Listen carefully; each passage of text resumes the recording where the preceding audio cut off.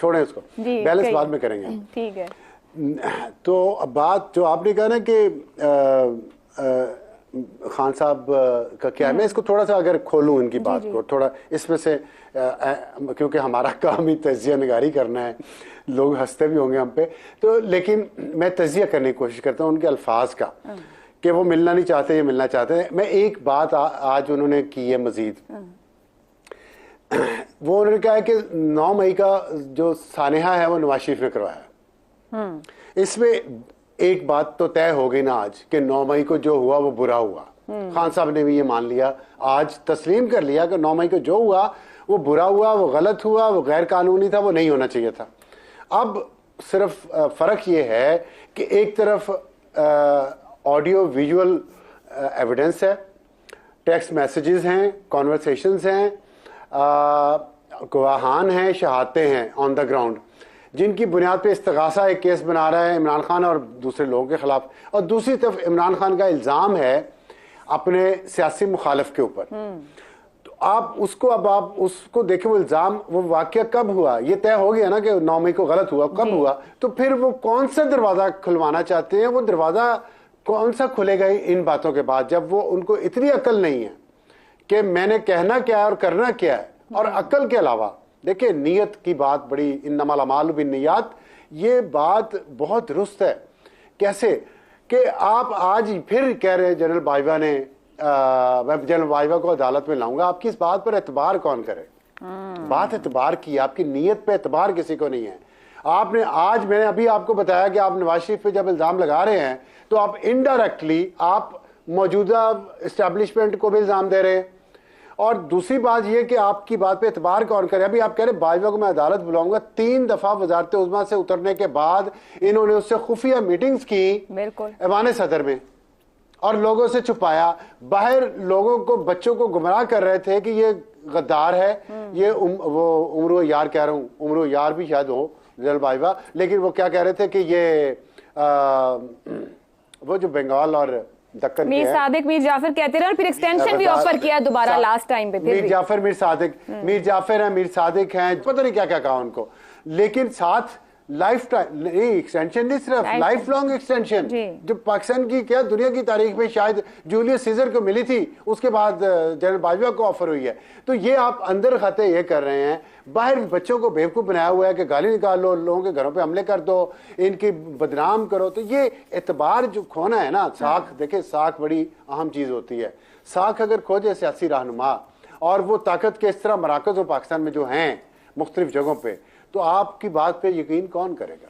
मेरा नहीं। अफसार साहब, मैं मुख्तसरन, आपने कहा जो कुछ उन्होंने कहा है ये खुद फरेबी है, ये अपने साथ फरेब है या फिर कौम के साथ फरेब है? मतलब जो आज का स्टेटमेंट है उसको कंक्लूड किया जाए तो इस गुफ्तगू का क्या मतलब लिया जाए?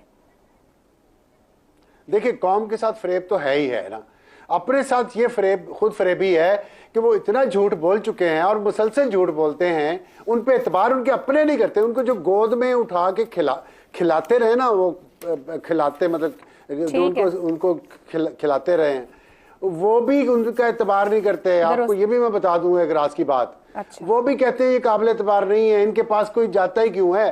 तो मैं इसलिए ये बात कह रहा हूं कि उनका एतबार ही जब खो चुके हैं तो उनकी बात पे एतबार कौन करे? तो इसलिए वो खुद जब ये बातें करते हैं ना, तो ये खुद आवाम को तो फरेब दे ही रहे हैं, अपने आप को फरेब दे रहे हैं कि मैं एक और झूठ बोलूंगा तो लोग सच समझेंगे और लोग मुझ पे एतबार करना शुरू हो जाएंगे। लोग अब वो जो उनको लाए थे वो एतबार नहीं कर रहे। ठीक है, यही सवाल है कि ज़ैगम साहब, एक तो बताइएगा साख या एतबार कितना बचा? और आज की गुफ्तगू कंक्लूड करते हुए जो उन्होंने इल्जाम लंदन प्लान की बात की, जनरल बाजवा पर तनकीद की, क्या साबिक चेयरमैन पीटीआई के ऐसे बयानात लाडले को वाकई लाडला प्लस बनाने का सामान पैदा नहीं कर रहे हैं? इस वक्त इमरान खान के बयानात से तो फर्क नहीं पड़ता। लाडला जिसने बनना है बन चुका, और जो लाडला अब नहीं रहा वो नहीं रहा। तो अगर वो कह रहे हैं कि उनसे कोई नहीं मिला और किसी ने मुज़ाकरात नहीं किए, तो इसका मतलब है कोई नहीं मिलना चाहता और कोई मुज़ाकरात नहीं करना चाहता। ये वाज़ेह बात है। और इसका मतलब ये भी है कि उनसे जो बात होगी अब वो अदालती अमल के बाद होगी, जैसे कि नवाज शरीफ के साथ हुई थी। जब तक अदालती अमल अपना प्रोसेस मुकम्मल नहीं कर लेता, पाए तकमील तक नहीं पहुंचता, उनसे बात शायद नहीं होगी। इसीलिए आप देख रहे हैं कि वो अपने साइफर के केस को भी कानूनी अंदाज की बजाय सियासी अंदाज से लड़ना चाह रहे हैं। उनको मालूम है कि कानूनी अंदाज से लड़ने में शायद कोई बहुत ज़्यादा फ़ायदा नहीं है, वो कमज़ोर भी हैं और उनके लिए बहुत मुश्किल भी है, और इसीलिए वो ऐसी बातें कर रहे हैं जो मुमकिन नहीं है। उन्होंने कहा बाजवा को बुलाएंगे, चलें एक बात, और वो कहते हैं कि अमरीकी सफारत खाने को बुलाएंगे। आपको मालूम है कि किसी सफीर को आप बुला ही नहीं सकते अदालत में, चाहे उसने चौक पे कत्ल भी किया हो, उसको डिप्लोमेटिक इम्यूनिटी होती है। बाकी अपनी जो राय है, अमरीकी सफारत खाना ही नहीं, अमरीकी वजारत खारजा भी और अमेरिका की प्रेसिडेंसी भी वो बयानात के जरिए से अपना रिएक्शन दे चुकी है। अब मसला कहां पे है?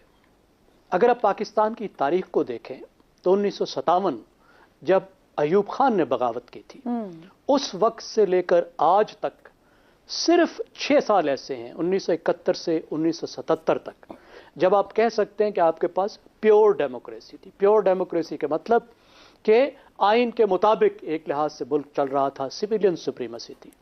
उसके अलावा तमाम तर तारीख में या तो हमारे पास प्योर मार्शल लॉ रहा है या हमारे पास दो मुख्तलिफ तरह की हाइब्रिड हुकूमत रही है। एक हाइब्रिड हुकूमत वो जो मार्शल लॉ के दरमियान में बना दी जाती है इलेक्शन करके, और दूसरी वो जब मार्शल लॉ नहीं होता लेकिन हुकूमत तो बनती, हिमायतें खत्म हुई थी, और उस चार्टर ऑफ डेमोक्रेसी को पीछे धकेलने के लिए ही ये तब्दीली प्रोजेक्ट को लाया गया था। ये इमरान खान साहब का ही कारनामा है कि उन्होंने हाइब्रिड सिस्टम को मजबूत किया, हाइब्रिड सिस्टम को ख़त्म करने की कोशिश को नाकाम किया। अब 2016 के बाद से हम अपनी गवर्नेंस के एक मुख्तलिफ दौर में हैं। सही। जिस तरह के 2018 में इलेक्शन हुए थे वैसे ही 2024 में होंगे। ठीक। मेरे ख्याल में ये सूरत हाल मुख्तलिफ हो सकती थी। उनकी मकबूलियत ना होने के बावजूद भी वो इलेक्शन जीत सकते थे अगर वो 9 मई वाला कारनामा ना करते, जिसके लिए आप वो लंदन प्लान बता रहे हैं। यानी उनकी पूरी पार्टी जो है वो नवाज शरीफ के मातहत हो गई थी, उनके सारे लीडर, उनके सारे वर्कर, उन्होंने लंदन प्लान बनाया, उन्होंने इन सबको निकाला। उन्होंने पीटीआई के वर्कर्स को कहा कि एक ही दिन में 50 मुख्तलिफ मिलिट्री इंस्टॉलेशंस पे जाके यलगार कर दो। मतलब ये कैसी बात है? इस वक्त उनकी पार्टी तकसीम हो चुकी है, 3 हिस्सों में तकसीम है। लीडरशिप उनकी या भाग चुकी है या जेलों में है। ज़ैगम साहब कतई कलामी की माजरत, वो कहते हैं अच्छा है जो चले गए हैं, बहुत ठीक हुआ है। आप उनके माइंड को, जो आज का स्टेटमेंट है उसको सामने रखें, 4 माह उन्हें अंदर हो गए, उनका माइंड कहाँ खड़ा है? वो पॉलिटिक्स लर्न कर रहे हैं या वो कुछ और ही कर रहे हैं? देखिए ये तो वाली बात है ना, इन्हीं इलेक्टेबल्स के वो पीछे गए थे। 50% उनकी पार्टी में जो एमएनएस थे वो इलेक्टेबल थे, और उनके पीछे किस तरीके से गए थे? उनको जहाजों में भर भर के लाया गया। ऐसा ही है। उनको खुद भी जाके इन्होंने मनाया था, उनको उन्होंने मफलर डाले थे, उनके आने की खुशी मनाई थी, उनको विजारतें दी थी, उन्हें पार्टी में ओहदे गए थे। बिल्कुल। अब एकदम से वो कैसे बुरे हो गए? वो खुद ही छोड़कर गए हैं। क्या कोई ऐसा भी है जिनको इन्होंने निकाल दिया हो? इन्होंने कहा हो कि ये इलेक्टेबल है, मुझे नहीं चाहिए, ये चला जाए? इन्होंने तो नहीं निकाला ना। अब उनके पास पॉपुलैरिटी अपनी जगह, देखिए मैं समझता हूं केपी में तो बहुत ज्यादा पॉपुलैरिटी है उनकी, पंजाब में भी काफी है, लेकिन उस पॉपुलैरिटी को वोट में तब बदलने के लिए जो उनको पार्टी चाहिए, जो पार्टी की ताकत चाहिए, जो ऑर्गेनाइजेशन चाहिए, जो वसाइल चाहिए, जो लीडर चाहिए, वो सब मयसर नहीं है। इस वक्त मुमकिन नहीं है कि वो इलेक्शन कम अज कम मरकज